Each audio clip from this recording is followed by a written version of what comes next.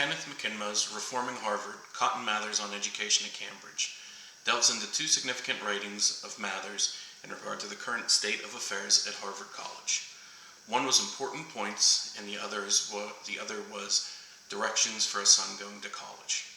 Mathers wrote both of these pieces while he was hoping to be named president of Harvard College, which ultimately never occurred. Mathers sought to return to Harvard and his primary mission was to make this a training ground in the original congregational traditions for pious ministers of the gospel. Important points relating to the education at Harvard. Mathers stated that the college needed to be inquired into, prepared humbly, offered by somebody who had most recently passed through their first 4 years of being there. Mathers raised several questions about the education at Harvard to include: has there been a decay in solid learning in recent years? Is Latin no longer being spoken among the students, the undergraduates? Are students being left alone by their tutors? While Mathers included many more critiques, much of his anger was directed towards the school tutors, specifically John Levert, the younger, and William Brattle, who both helped oversee the college while Mathers' father, who was the president of Harvard College, was not present. These arguments were proposed by Mathers in Important Points, documents which partially were motivated to influence the next selection of the school's next president, which Mathers hoped would revive the school's cultural Puritanism.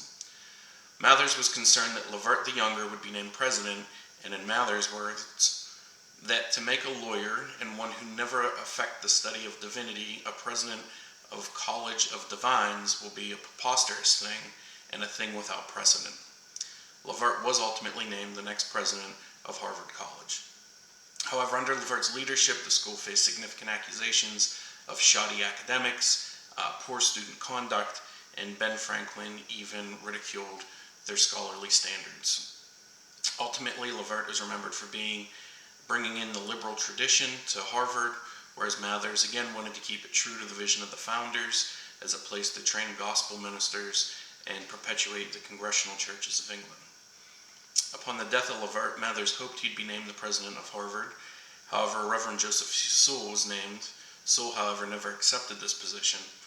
However, this left Mathers upset again as he was passed over a second time to be named president. He wrote his Directions for a Son, which he originally wrote for his son as he entered Harvard, and he now presented this as the right foundation for future improvement, propounded by rules for managing academic preparatory studies, and included recommendations about conduct that would render candidates useful and be good gospel ministers.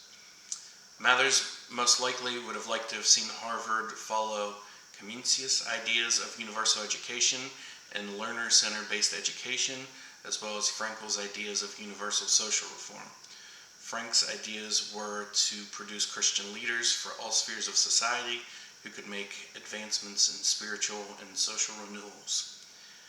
A couple articles that I read about Cotton Mather, one was by David Citran, and he said, in the midst of his prominent role in the Salem witch trials, colonial politics, and medical debates over smallpox inoculation, Mathers was primarily a pastor and a father. He preached regularly about godly parenting and youth rebellion, and many of these sermons were published for larger distributions. So again, a concern going back to his children and his family. The next article was by Slobensky, and he described Mathers as, thanks to his efforts in social and religious activities, the inhabitants of North American colonies, who were already the second and third generations of settlers, returned to their theological roots of Puritanism, and the moral tone of the colonies was awakened. So again, talking about the impact that he had on the Great Awakening. And the last one, George Faithful, stated that Cotton Mather's implicitly taught that truth is holistic and absolute by applying the same purpose, assumptions, and methodology to the natural sciences and in the Christian philosopher as to the practice of prayer.